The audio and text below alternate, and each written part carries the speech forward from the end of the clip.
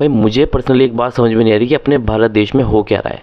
कभी प्रेमानंद जी महाराज की एक छोटी सी सच्ची बात पर लोग इतना ज़्यादा ऑफेंड हो रहे हैं जिसकी कोई लिमिट नहीं है, जबकि कोई ऐसी कोई बात बोली भी नहीं उनने, और लड़की दोनों के लिए बोली थी।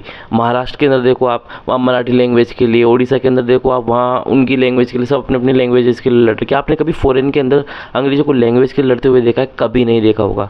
वो लोग सब एकता, पता है हमारा भारत देश ना सिर्फ और सिर्फ खुद के लोगों की वजह से, खुद के नेताओं की, ये 2 कौड़ी के जो नेता है ना, इनकी वजह से आज हमारा देश टूट चुका है। और यही कारण है और यही रहेगा।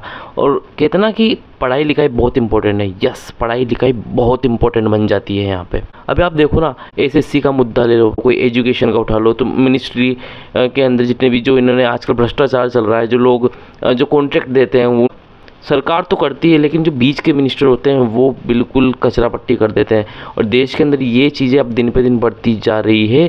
आप देखो रेप केसेस कितने बढ़ गए हैं, ठीक है। जो चीज़ कम होनी चाहिए वो कम होने की जगह बढ़ती ही जा रही है। या आप देखो, आप रिश्वतखोरी कम नहीं हो सकती, ये भी बढ़ती ही जा रही है। हर स्तर पर ये चीज़ बढ़ती ही जा रही है, हर एक दिन ये चीज़ बढ़ती जा रही है।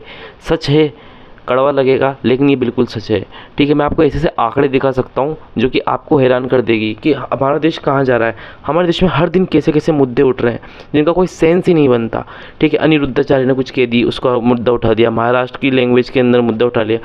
उठते हैं मुद्दे, ठीक है, ये हमारे देश में चल रहा है। और हमारे देश में जब तक ये एथिक्स में से मुद्दे उठेंगे जिनका कोई सेंस नहीं बनता, और जो मीडिया है वो तो बिकी हुई है, हमको पता है कि हाँ जो मीडिया है वो बिकी हुई है, इनका काम ही बिकने का है, तो ये बिक चुकी है, इनका हम कुछ नहीं कर सकते। लेकिन जो सच्चाई है वो यही है कि जब तक आप इन फालतू मुद्दों में उलझ के रहोगे ना, तब तक देश कभी आगे बढ़ ही नहीं सकता। लिटरली तुम कितना ही जान लगा लो, सरकार को कितना ही दोष दे लो, ये देश कभी आगे नहीं बढ़ सकता, क्योंकि देश इंसानों से बनता है, वहाँ की जनता से बनता है, ना कि नेताओं से।